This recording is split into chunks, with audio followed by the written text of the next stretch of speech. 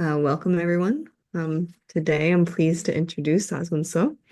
Oswin's a student at MIT with Chu Chu Fan, and he works a lot on safety filtering and trying to come up with good safety filters for various different applications, especially when you're trying to scale them up to multiple agents, for example. And how do you maintain rigor when doing this? And he's going to be talking to us a bit about some of these approaches. He's previously intern at Toyota Research Institute and also Aurora. And with that, I will go ahead and hand it over to him. So thank you so much, Osmond. Yeah, thanks so much for the introduction. Um, the title of my talk today will be Policy Optimization under Specifications with Reinforcement Learning. So I'll get started. So some motivation. Reward functions for reinforcement learning, especially sort of those used by practitioners and working on actual robots, can be quite messy. So this is a recent reward function that I took from one of the sort of RL papers. This is specifically for locomotion. So this is a reward function. It's composed of 3 terms. There's a penalty term. There's like some task terms with a sum of 6 different terms. It's like the stand term is like this, and their agile term is like this. And then they have a regularization term that has a bunch of different like terms added together. And so while if you're working on complex specifications, then it might require a lot of different terms to add it together to be able to properly specify the task. The part that I'm a bit concerned about is all these magic coefficients that are sort of being used to sum all these terms together. And so sort of the question that I want to ask is there a way that we can learn policies that can satisfy these task specifications without sort of the use of reward engineering?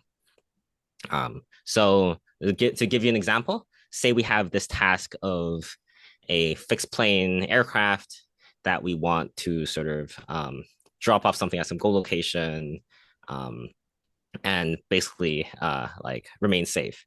We can sort of decompose what a policy that we would like into like 2 aspects. So there's this task specification aspect. So in this case, we might want this fixed wing aircraft to arrive at a goal while staying safe. But then we also might have like an optimality aspect to it.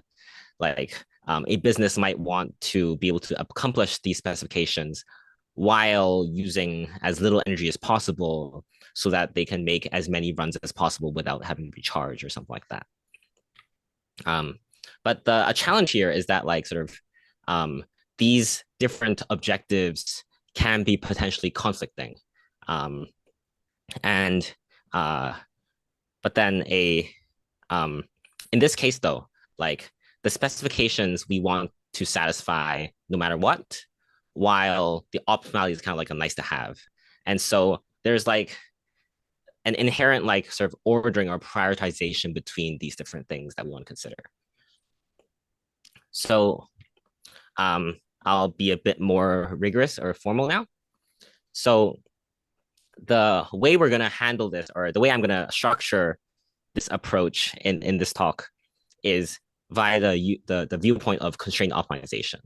So we're going to have our objective, that is the objective of our constraint optimization problem, and then we're going to pose our task specification as constraints.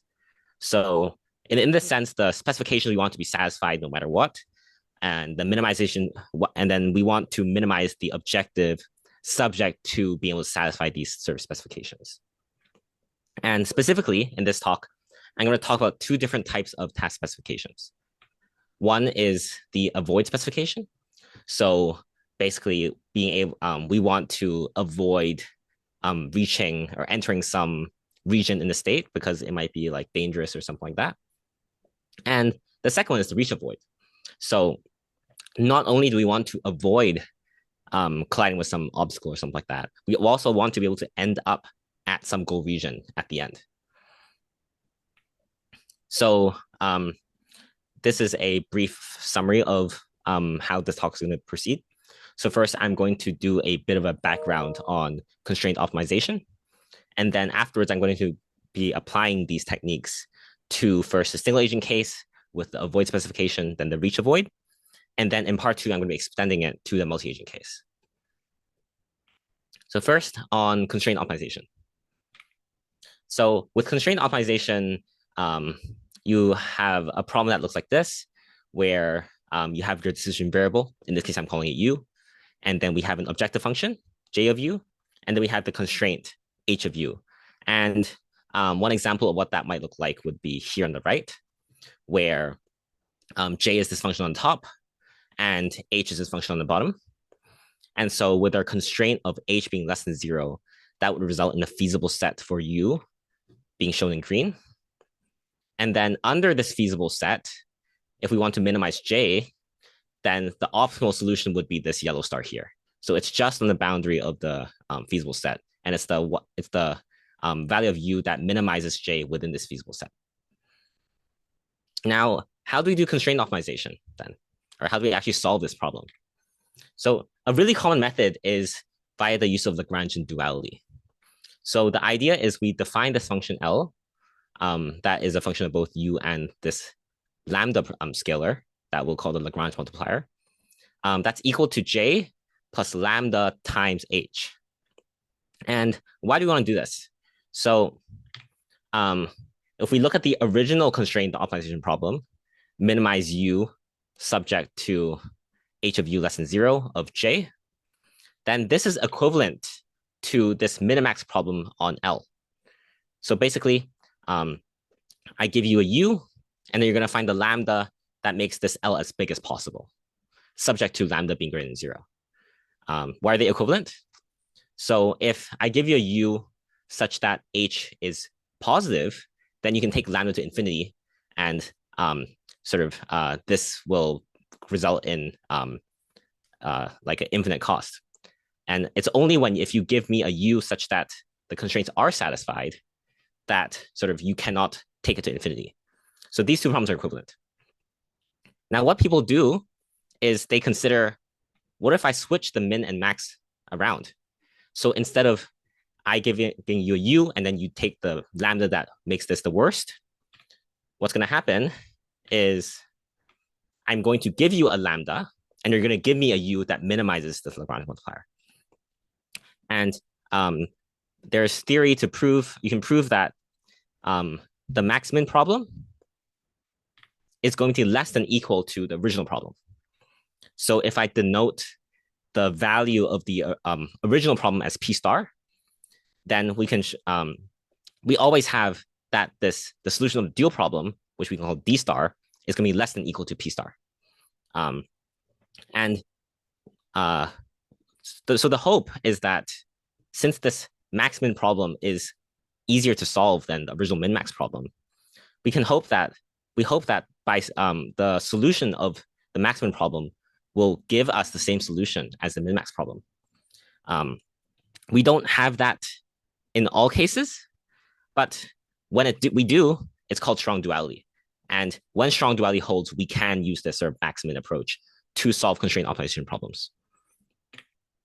And so in the context of RL, what usually happens is the first step is, so given some lambda, what we're going to do is we're going to find some u that minimizes this inside expression.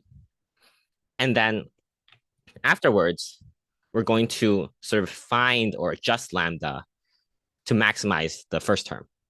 And it's going to be, and because I guess RL algorithms, they don't do an exact minimization, they're going to repeat these two steps until convergence.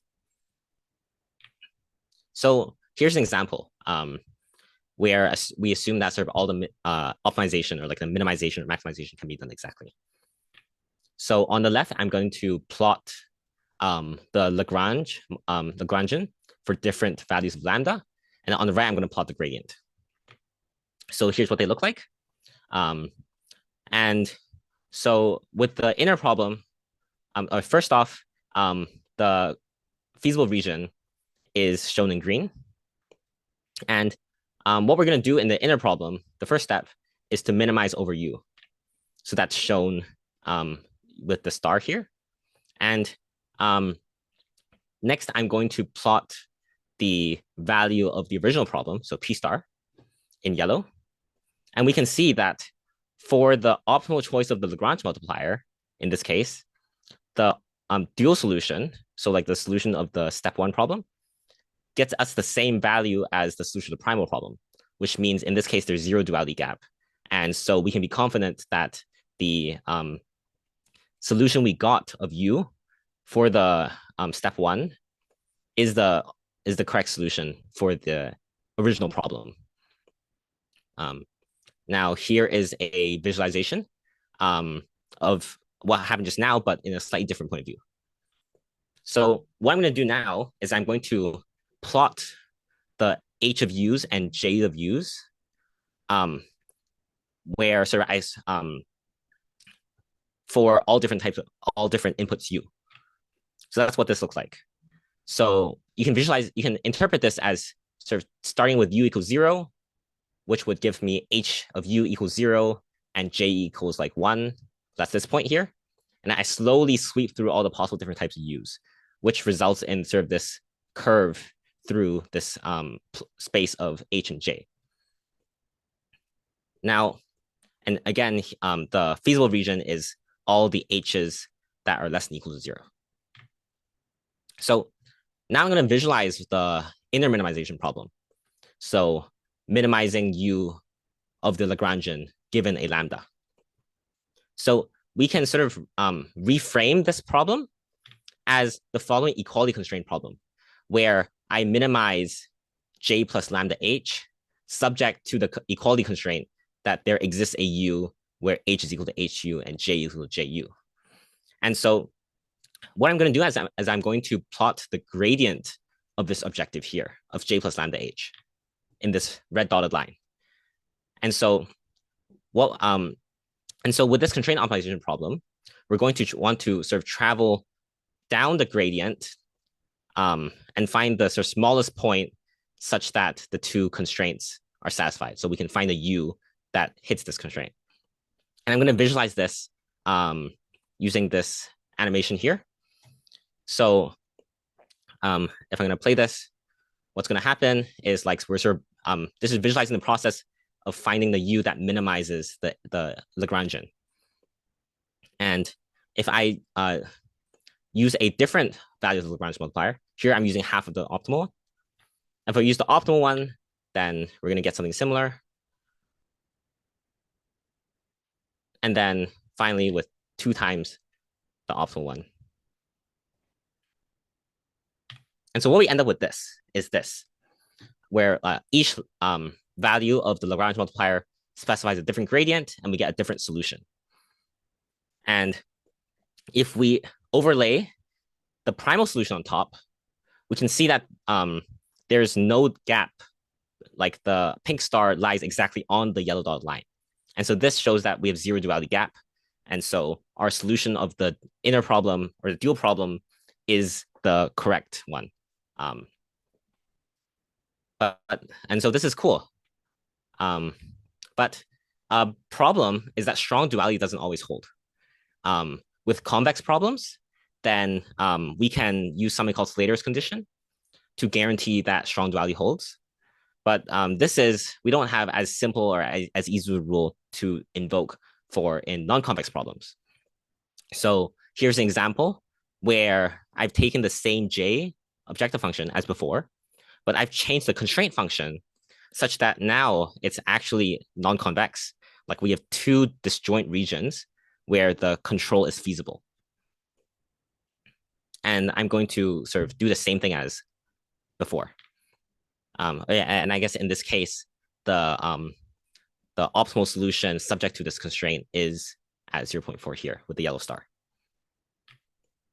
So again, here I'm plotting the value of the Lagrangian and the gradient for different choices of the Lagrange multiplier. And what we're going to see is that unfortunately, none of these solutions are at the primal optimal value. So like, for example, like even with this pink one, there's like a gap between its value of the Lagrangian and the optimal one. And something interesting to note is that like the optimizer in this case is like outside the feasible set. And so that's like a something that is off. But yeah, so in this case, we have a non-zero duality gap, and so strong duality doesn't hold. Um, and then if we go to the geometric view again, where we can again do the same thing, where we minimize u given a given Lagrange multiplier, we can actually see that like sort of there's this like region in the middle that is like caved in, um, and this is the reason why we don't have strong duality.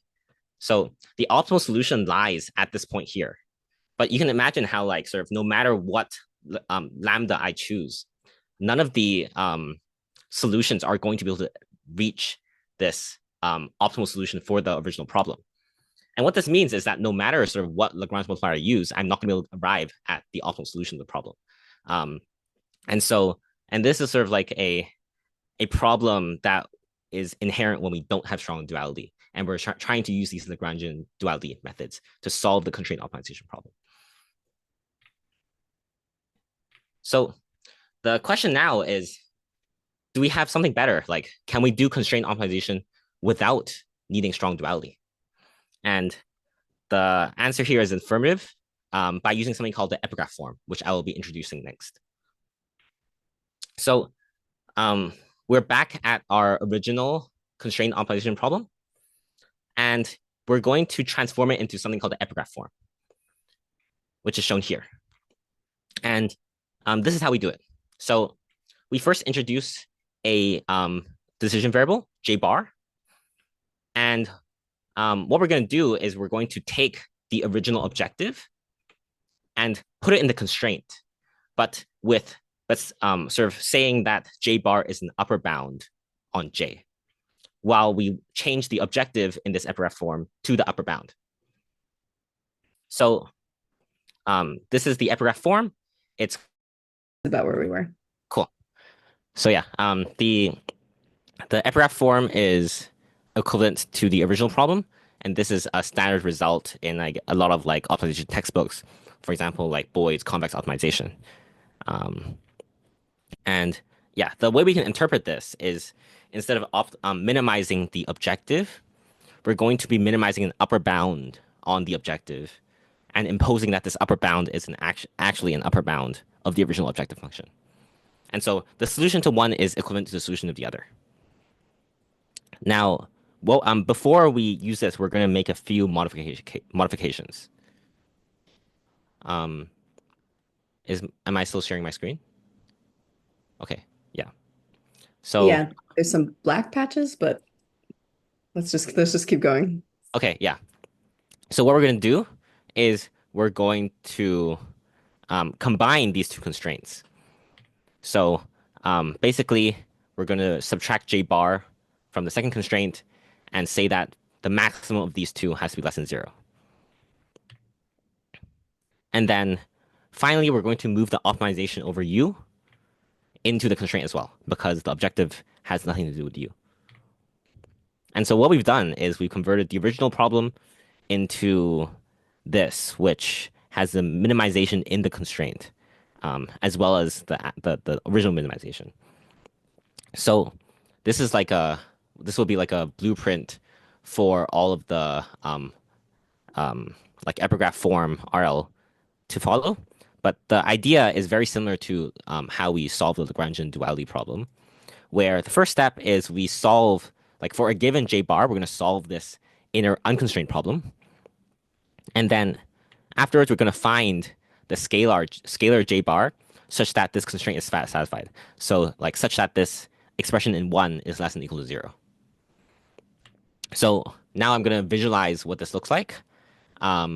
So here on the top right, this is the same objective function and the constraint function, but like the hard case where it's not convex. And so, and on the left here or in the middle, I'm plotting the like the two parts of this maximum for different choices of j bar. So you can see how as j bar increases, then the blue function, the blue part, which is like ju minus j bar, sort of like gets smaller. And then when I take the maximum, that'll be this part in purple. Now, when we do the inner minimization over u, then that'll result in uh, us getting these like solutions, which I mark using a star. And so in this case, we can see that at the j optimal, j bar, at the optimal j bar, the value function is exactly at 0. And so we satisfy the constraint that it's less than 0. And this indeed is the optimal solution of the original problem. If j bar is larger, then sort of it still satisfies the constraint that it's less than 0, but we could do better. Whereas if j bar is smaller, then this expression is larger than 0, and so we don't satisfy it. And looking at it again in the geometric perspective, so this is the inner expression, and we can again pose this as like minimizing the max of these two terms, subject to there being a u such that h is equal to hu and j is equal to ju. And if we plot the gradient, then that's going to be this red dotted line here. Now again, I'm going to have an animation which shows like the minimization over this inner expression happening. And you can see that in this case, I plotted the red solid line here, which represents the level set of the cost. It's like this weird it has this weird corner to it kind of thing. And so I'm going to show it again for a different j bar. And then another one. Oh, sorry.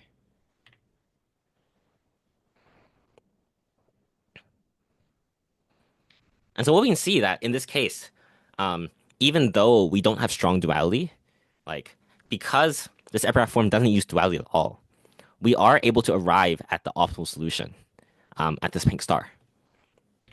And so using the epigraph form gives us a way to solve constraint optimization problems without needing basically any assumptions about like whether strong duality holds or not. So one question though is about the optimization over j bar, because like this optimization over j bar itself is a sort of a constraint optimization problem, and we do need to solve for this j bar. So the question is like, how hard is this? But fortunately, there are a few things that we can make use of. So I'm going to call this expression here v. And the first thing is that v of j bar is monotonically decreasing in j bar, which means that sort of if I increase j bar, then v is going to decrease. And so here I plotted what v looks like for the previous problem with the non-convex constraints. And you can see that it's monotonically decreasing. Like as j bar increases, then v decreases. The second thing is that v of j bar is equal to 0 at the optimal value of j bar. And so we basically only need to find where v crosses 0. And that will automatically give us the optimal solution of this outer problem here. And finally, the optimal value of j bar is equal to the optimal objective for the original problem. And so we can sort of make use of these 3 points to be able to efficiently find the optimal j bar using root finding. So like you think of like binary search basically, where we're trying to, we can very quickly find the j bar that results in v of j bar equals 0. But like one caveat for root finding is that we need to be able to bracket the root. So we need to have a j bar that gives us v positive. We need to get a j bar that results in v negative, and then after that, can we apply binary search to find the optimal value of j bar?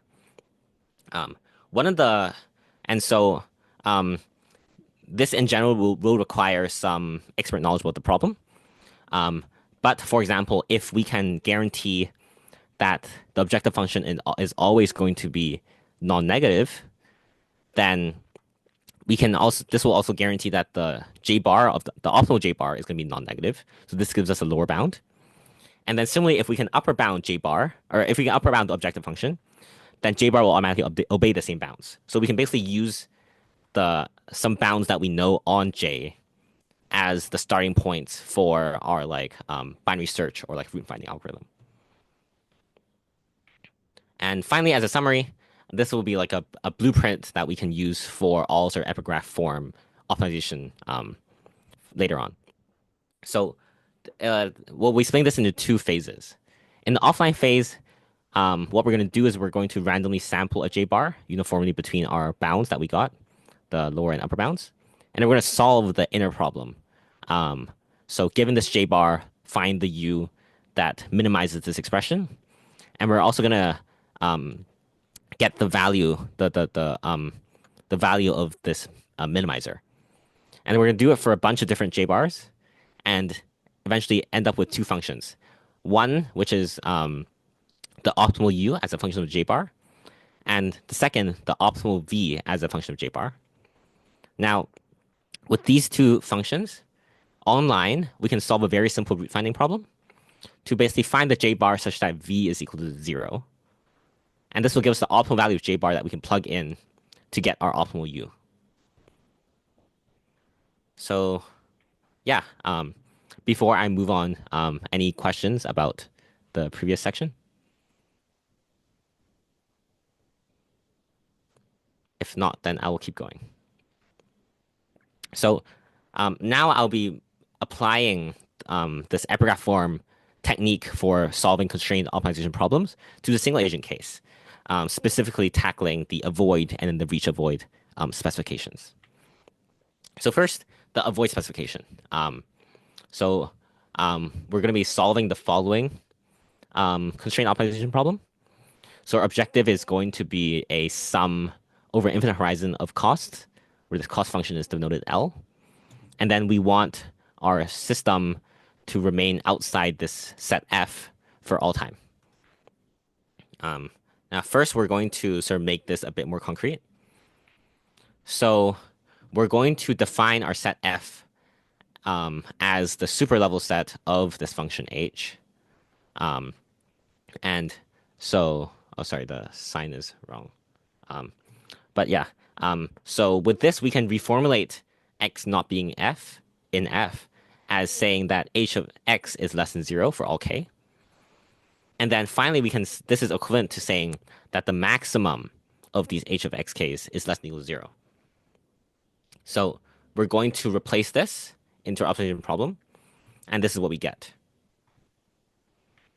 Now, what we're going to do is we're going to apply the epigraph form to transform our previous constraint optimization problem into this epigraph form here. Quick Where, question. What yep, is L of X here? Is it just general or? it's just general. I'll talk about, I'll specify a bit more later on, but for now, it can be like anything. Okay. Yeah. So, we're gonna get this epigraph form here, and just to make the notation more concise, I'm going to denote this the max of these two terms as v, so that I can get this more concise version of this equation here. Now the question is, how are we going to solve this inside like unconstrained optimization problem? And in this work, we do it using PPO. So we're going to use PPO to solve this unconstrained optimization problem. But one challenge is that this is not an MDP. And so if we want to apply PPO, we're going to have to sort of make our own modifications. But it is quite simple. So we only really need two ingredients to apply PPO to serve our own problem. One is that we need to be able to apply dynamic programming. So basically have like a recursive definition for the value function. And the second is that we need to derive our own policy gradient theorem. So let's start with the first ingredient, the value function. So this is sort of the definition of V as we wrote earlier. And then we're going to sort of do some manipulations. So first, we're going to sort of take L0 out. So the sum is from k to 0, starting from 0. We're going to make it starting from 1 instead, but then pull out the L0. And then second, we're going to do the same thing to this max of h, where instead of starting from 0, we're going to have it start from 1, and then pull out this h of x0.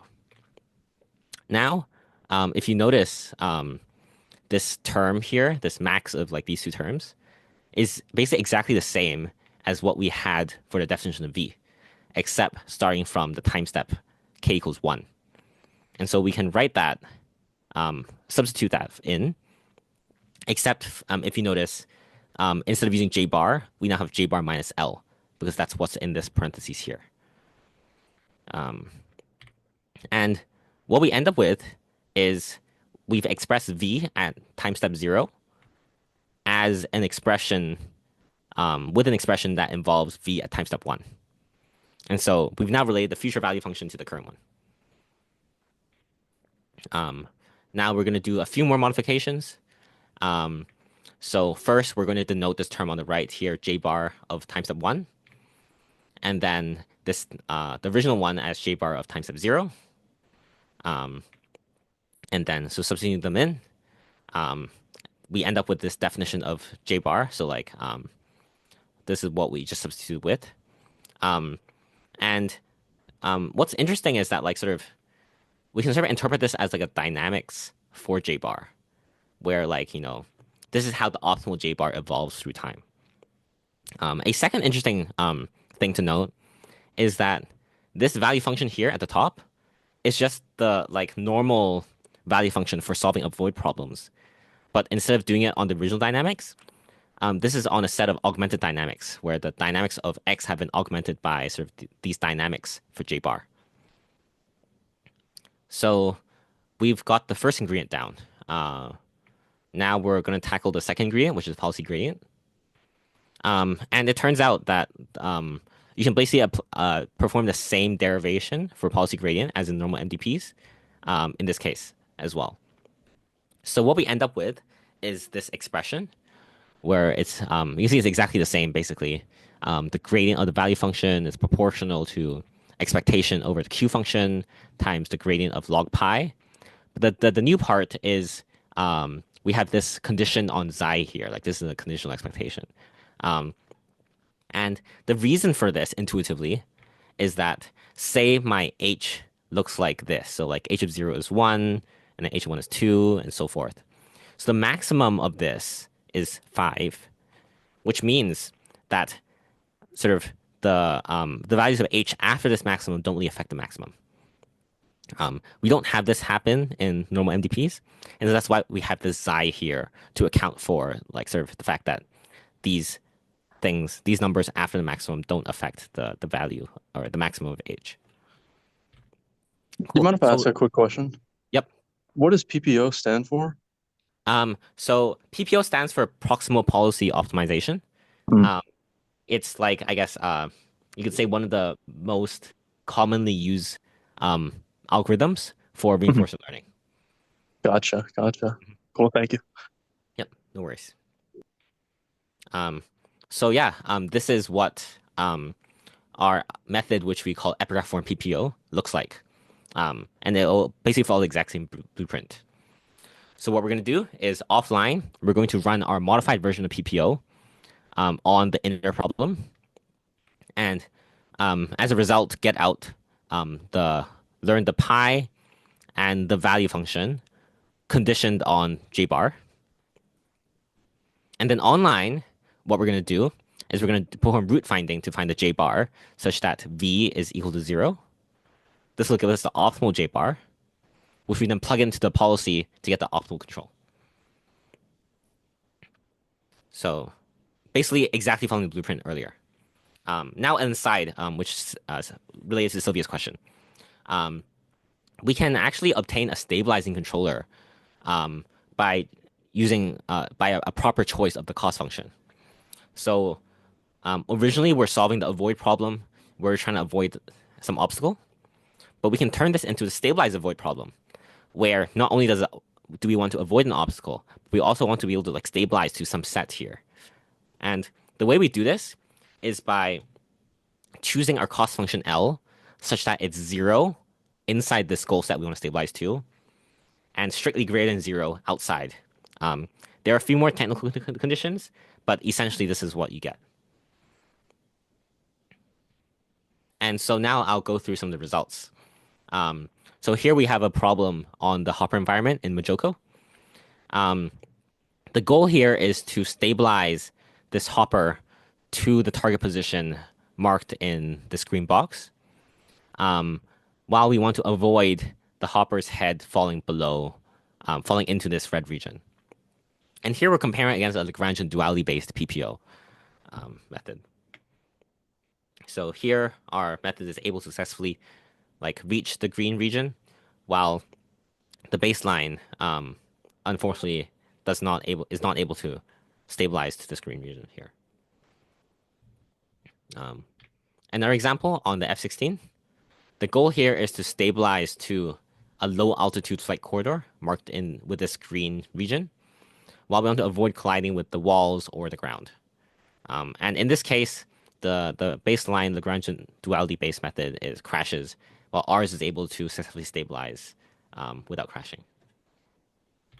And then a few more results, a few more comparisons. So here we compare against just PPO also, but then we sort of tune the coefficient on the constraint. Basically, we're with the objective for PPO here is to like minimize the cost plus some fixed coefficient multiplied by the constraint.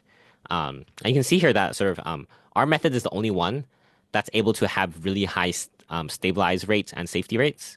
All the other methods either have like high stabilized rate but low safety rate, or like high safety rate and low stabilized rates.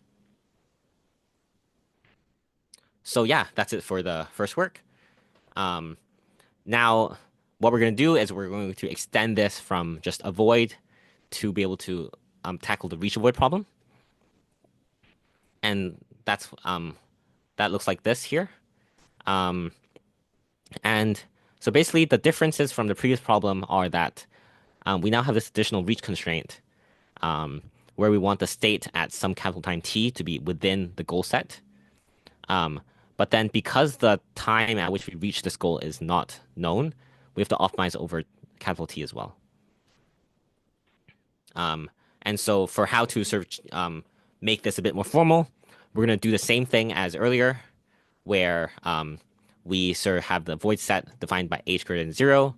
And so we can define this constraint as basically saying that from 0, the maximum from 0 to t of h is less than 0. And for reach, what we're going to do is we're going to define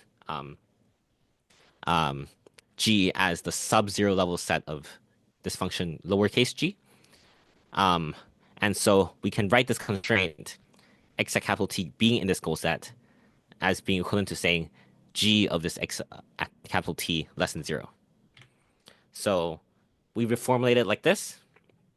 And now we're ready to sort of apply our epigraph form technique to it. But before that, just some comments.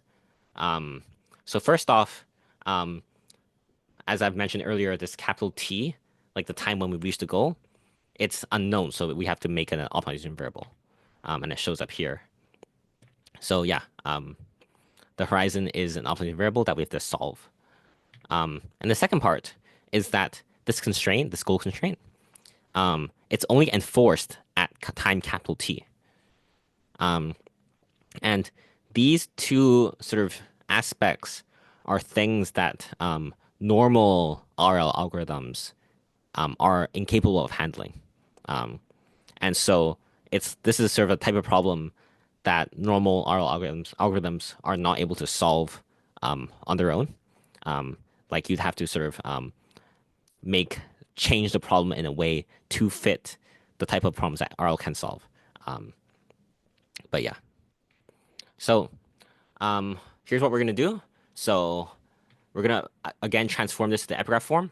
So we basically take the objective function, shove it into the constraints, and then have our new dummy variable J bar here that we were going to optimize over in the outer problem. But one question again is like, how do we handle, or I guess the strategy here is the same as before. So we tackle the constraint part, this time using reach avoid RL instead of just avoid RL. And then in the outer part, we're going to do root finding as before. Now, how to actually solve the reach avoid part. In this work, we actually used a trick where we reduce the reach avoid part into just a reach problem using a state augmentation. So here are the three original constraints that we want to try and satisfy in the inner problem. What we're going to do is we're going to define this function g tilde that sort of combines all three aspects together. And we're going to make it so that we can only reach the goal if we satisfy all three constraints. So starting off with the avoidance constraint, we're going to define a new state that keeps track of whether we have stayed safe throughout the entire trajectory. And only if we have stayed safe throughout the entire trajectory are we allowed to reach the goal. And then for the objective part, we're also going to do the same, where we can only reach the goal if we've satisfied this constraint when we reach the goal. And so our augmented state is going to look something like this, where we keep track of the current state, the actual state, whether we have collided or not throughout the trajectory, which is y, and then also the j bar, whose dynamics we've defined and are the same as in the previous case with the avoid part. And so by doing this, we can sort of represent the three constraints on the left here as just a single reach constraint, where we want g tilde of this augmented state at capital time t to be less than 0. And so going back to our ingredients for PPO, the first one part is the value function. And because in this case, it's exactly the same as the previous case, but just with a min over a max, then everything is exactly the same as before. And so, again, the same observation that this is just the reach value function, but on a set of augmented dynamics. Like there's not too much special about it. And then for the policy gradient, the same thing. Like we've just changed the max to a min, and so it's going to look exactly the same. The main difference is that this xi condition is different. For example, in this case, if our g tilde looks like this, so the minimum happens at this -1, and so which means that sort of like these parts, these numbers don't affect the -1 here, which is the minimum. And so to account for this, we have this extra xi here, so it's a conditional expectation. But yeah, the algorithm is exactly the same. Like offline, we solve the inner problem, and then online, we do the root finding to find the optimal. We've called it z star here, but like this is the same as j bar that we've been talking about in this presentation. And then we just take this optimal j bar to plug it into the policy.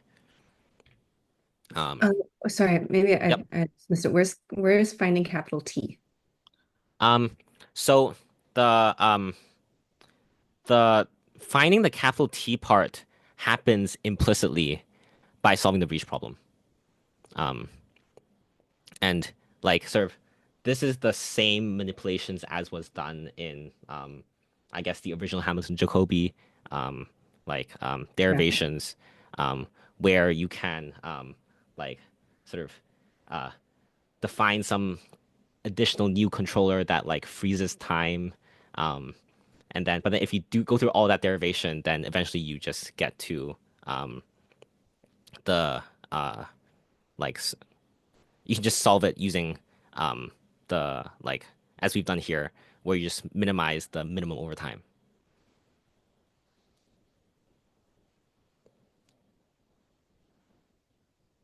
If that makes sense. Sure. Okay. But yeah, we don't explicitly like the capital T isn't found explicitly here. It's done automatically. But yeah, so we test in a few different simulation environments. So like we have like some joke environments, and then also a environment where we have a drone navigating in like a wind field, and we want to try to minimize the energy by making use of the wind currents. Um, and there's some results. So our method RCPPO achieves comparable reach rates. So like our reach rates are very similar to all the baseline methods, like the best performing baseline methods. But then at the same time, we use much less cost. So like the total cost that we use to reach the goal is much less compared to the other baseline methods.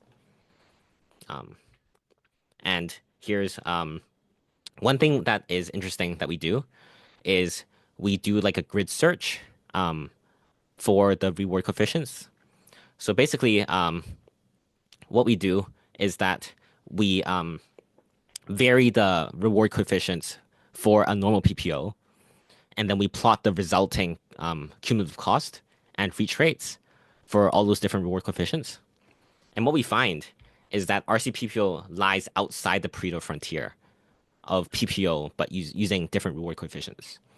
So what this means is that uh, at least for this case, this reach avoid problem, um, like fine tuning the reward function coefficients doesn't yield an optimal solution, and you do have to like sort of use a new method of like yeah, you actually have to solve the actual constraint optimization problem in order to get the optimal solution. When you say less cost, so Hmm. you had the cost of staying safe, staying outside the failure region, and then you also had this kind of running cost, like minimum energy type thing. When you Uh, say less yeah. costs, what are you referring to So for? by cost, I'm just referring to the sum of C. Okay. Yeah.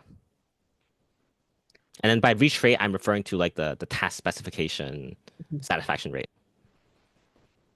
But in terms of computation time or Mhm. like other metrics, how Mhm. how do you guys perform? Yeah. Um, so the the offline part using PPO is very similar. Um, and I guess it's offline, so the like runtime we don't need to be like online on that. The main part which may be like an issue or like might be of interest is like the route finding part that happens online. But route finding converges like super fast. Um, and like you can do this in like I don't know, 1E minus like but basically like microseconds or like something like that. It's super fast. Yeah, I see. Thank you. Hmm. Nicola, you had a question? Yeah, I guess this will be part of the epigraph background, but Hmm. how do Yep. you ensure that, or like, I guess, how do you prove that the J bar optimal solution is the J star? Um, let me sorry, go back. So your if I understand your question correctly, um, sorry,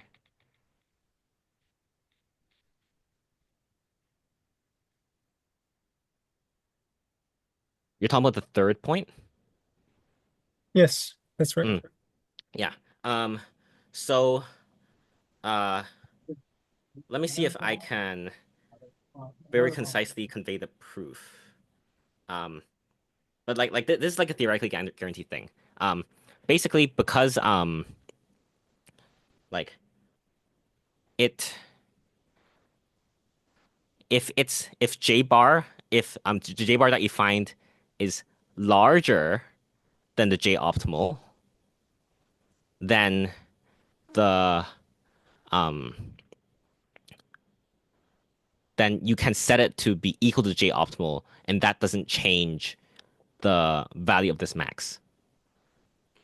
And then it cannot be less than J optimal because if you have a J bar that's less than J optimal,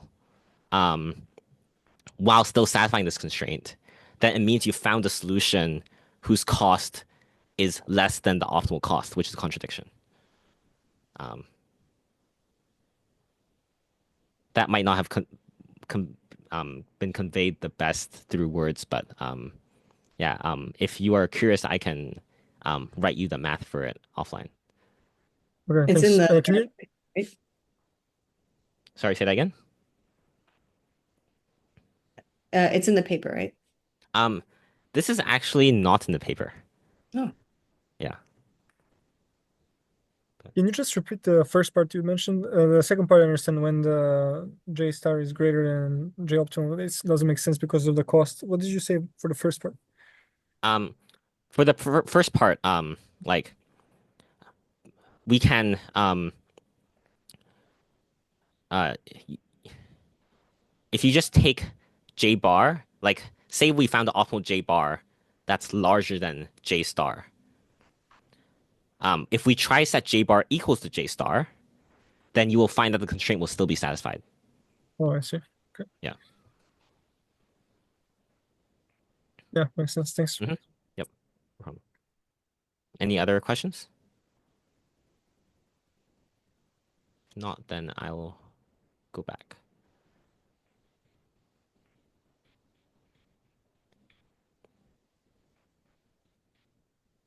Yeah. So moving on to our final part, which is on the multi-agent extension. So now we're going to solve the multi-agent avoid problem.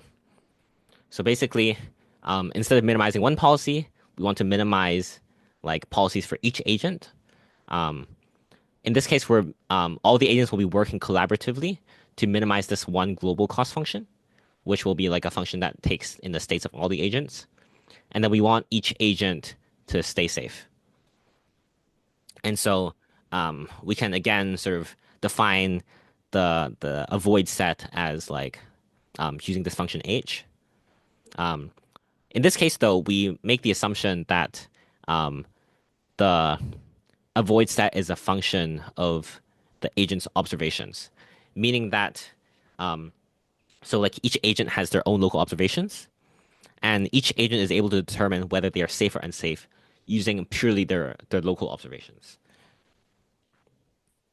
And we want our controller to be distributed or like decentralized, and so we want each agent policy to also only depend on its local observations. And so we can write our constraint like this, where not only is it the max of h over time, but we also want that over all agents, this constraint to be satisfied. So we're going to rewrite it again using the epigraph form, and we get this, which should look very familiar by now.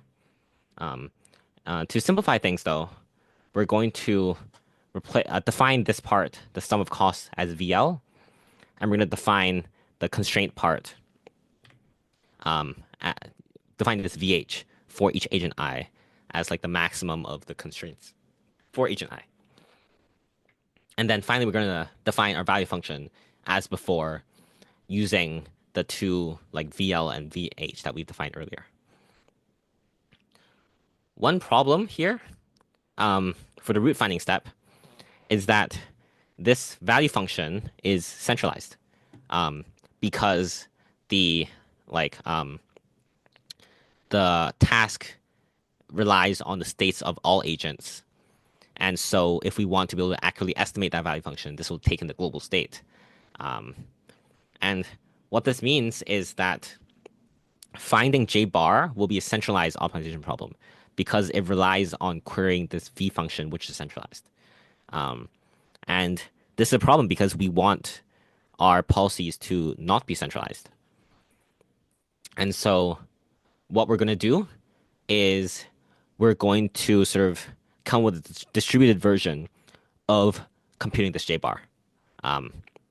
We can prove, one thing that's nice is that we can prove that the policy which uses J bar from the original root finding problem is equivalent to the policy using the J bar from this new problem. The difference here is that this new root finding problem only looks at the VH part, the constraint satisfaction part, and not the cost being less than J bar. So if we split up the V into the two components, so the original problem wants us to look for the smallest J bar such that the constraints are satisfied, and also the cost is less than J bar. But we can just throw away the cost being less than J bar here. And we can prove that even if we're, as long as we have this constraint part less than 0, then these two policies are going to be equivalent. So this means that instead of solving this centralized root finding problem, we can solve this problem, which, although it's still centralized, now only uses VH. And just to remind you guys, we've defined the constraint such that like each agent knows purely from its local observations whether it's violating the constraint or not. And so what we can do is we then split this up into the maximum of these individual constraint functions for each agent. And then finally, we split it up so that instead of finding a single J bar, such that all of the VHs for each agent are less than 0, each agent now finds their own J bar, such that for their constraint violation function or their constraint value function, it's less than 0. And then we follow that with a max consensus. So this effectively like sort of splits up the root finding step so that each agent performs their own root finding, and they just share the value of J bar that they got with everyone. And then we use the maximum J bar that was found. And yeah, because this VH here is only using local observation, then this is a decentralized root finding. And so here is what the algorithm looks like, which again will look very familiar. But I guess here we're going to break it down into a bit more detail, specifically the PPO part. So starting with a multi-agent system, the observations are going to be used to feed into the decentralized policy.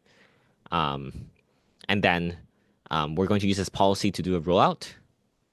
And this rollout will be used to sort of learn two different functions. One is the cost value function, which is like centralized because the task we want to accomplish is centralized. And then also a decentralized constraint value function.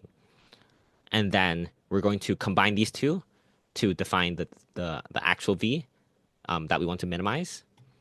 And then we're going to use this to update the policy using PPO and like policy gradient. And this will form the offline part of the algorithm. We then take the policy that we learned and the decentralized VH that we learned. And then online, when we have the local observation, we can use this to perform a decentralized root finding to find the optimal J bar for each agent I. And then we compute the maximum J over all these individual J bar I's. And then we can take that J bar to use in each agent's policy. So some results. Here we've tested on like a safe multi-agent Majoko and also some like multi-particle environment, and compared against baselines that use like Lagrangian method and also like the penalty method using PPO.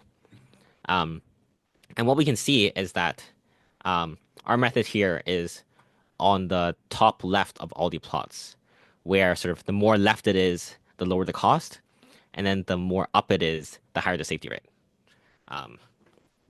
So basically like very similar conclusions to the previous two works. And we have some Harvard experiments. So this is a Harvard a task that we call inspect. The idea is that we have this target drone that's moving in a figure 8. And then we have two drones that we control, which are marked in blue right now. And each drone has like an observation cone that's marked in this like this gray.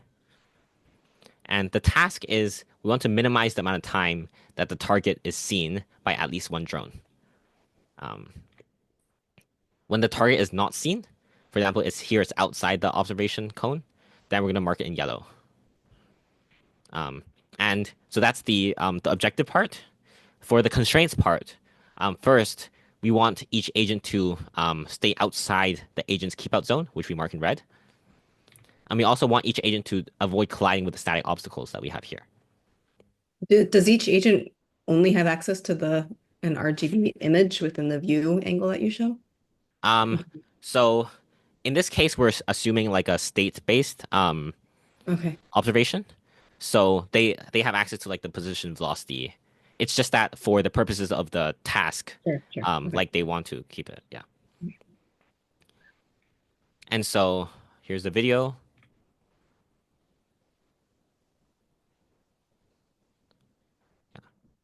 So one agent sort of goes to intercept the target and it turns green, which is observed. Oh, and one thing I forgot to mention, we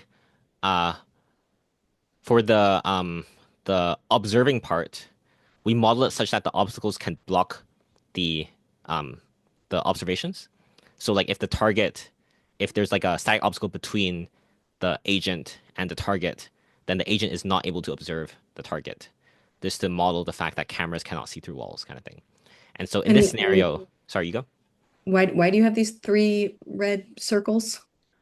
So they're used to prevent the agent from finding the trivial solution of just following the drone, like following the drone, the path that the target takes. So it's Okay. forced to come up with these like, I guess, harder solutions of like that we'll see here. But yeah, in this case, the static obstacle is blocking the view of this first drone, so the second drone comes in to like take over, and we see that we're able to like maintain the target being seen by at least one drone. And so another handover takes place here, and then happens again. And so like sort of using just like a very simple, just like by specifying the task and specifying the reward, without doing any like reward coefficient tuning, we're able to like basically find this really cool looking solution here that successfully completes the task. Specifically for hardware, we compare against two MPC solutions. So one is a centralized MPC and one is decentralized MPC. But one of the challenges with applying MPC here is that our objective function sort of is discontinuous because like sort of it takes into account the fact that the obstacles will block the field of view of each agent, and also because of the fact that we only need at least one agent to be viewing to be looking at the target, and so the gradient with respect to the other agent is going to be zero, which we'll see in this video here. So here we see the closest agent follow the target. And then we see there's a small instance where it's not viewed. But then now that, unfortunately, the furthest agent is now basically like stationary, stuck here in the boundary, not doing anything, because the gradient with respect to this agent's control is zero. But yeah, the problem is set up such that it's not possible for just one agent to keep surveillance on this target at all times, and so it results in like a suboptimal solution compared to our proposed algorithm. And then it's a similar story for the decentralized MPC case, but then in this setting, we actually get a collision here because we sort of assume that each agent uses like a linear prediction model for the other agent, and so that can be inaccurate. But like similar to the case before, there are some small moments where the target goes unobserved because sort of they're not collaborating correctly, and this also results in like a suboptimal solution compared to our proposed method.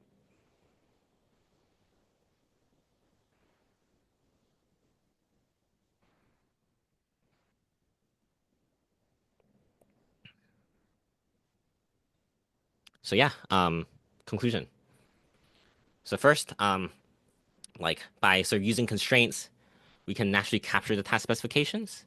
And sort of by posing the problem as a constrained optimization problem, it removes the need for reward coefficient tuning because like sort of the problem structure itself correctly prioritizes like the objective versus the constraint. So we don't have to do that by sort of like manually weighing the different terms together, which could be viewed as like manually setting the Lagrange multipliers. And even that has problems, as we've seen in the background, if we don't have strong duality. And another thing is that like the EPRF form can be used to very easily turn like constraint satisfiers into like constraint optimizers.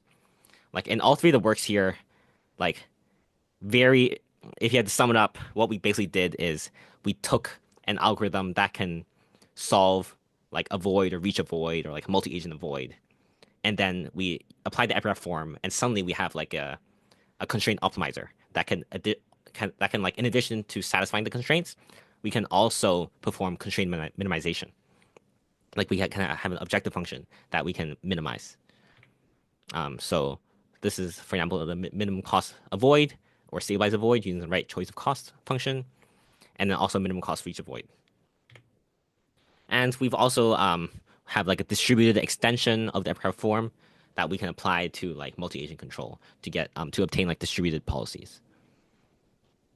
So yeah, that is the end of my presentation. Just a few more notes, I guess. First, weaknesses. The proposed method is not perfect. One is that strict constraint satisfaction is not guaranteed. A big reason for this is that we are using neural networks to approximate the value function. So if the value function was correct and exact, then the root finding step should automatically choose a value of j bar such that constraints are satisfied. But because the value function is not accurate, then it's possible that during the root finding step, we choose a j bar where we think the constraints are satisfied, but they're actually not satisfied due to noise. And so if we are able to like exactly quantify the value function errors, then we are able to get strict constraint satisfaction because the j bar will be chosen such that the constraints are satisfied. But we don't have that right now. And second, in all three works, we've assumed deterministic dynamics.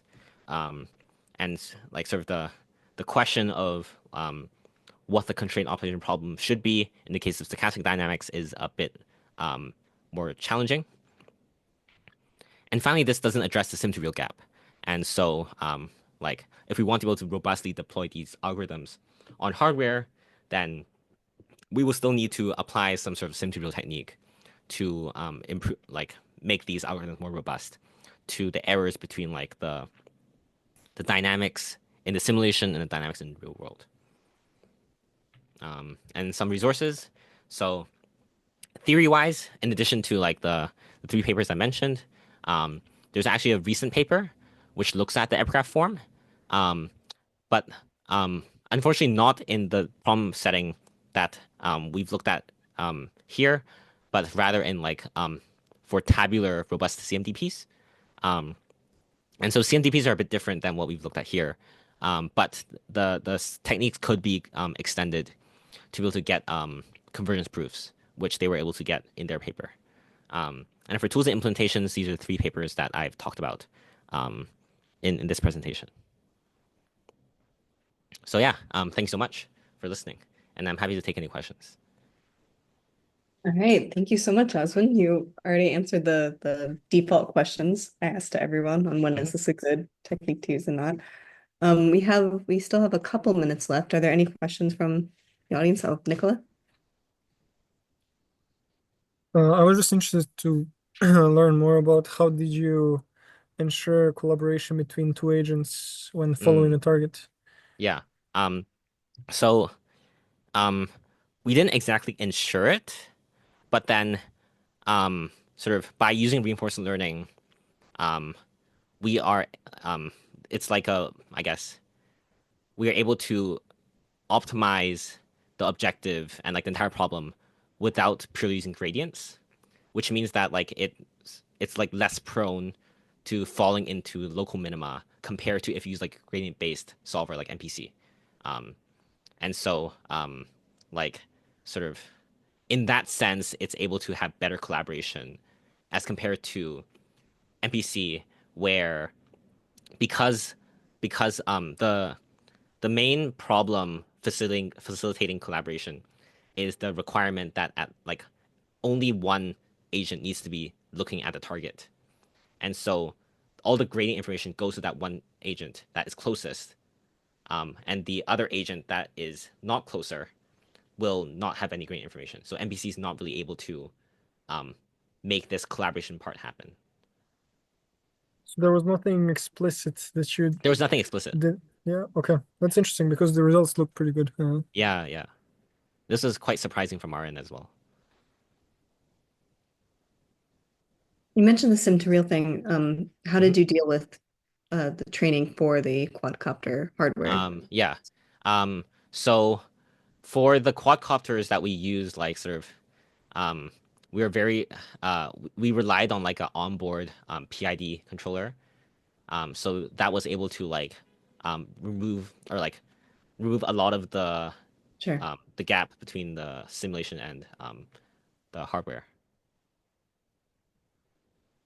So yeah, we didn't do anything special for it in this case. But then if we applied it to like maybe directly doing torque control or on some other hardware platforms, then we might need to start applying some like sim to real techniques. Sure. Any other questions?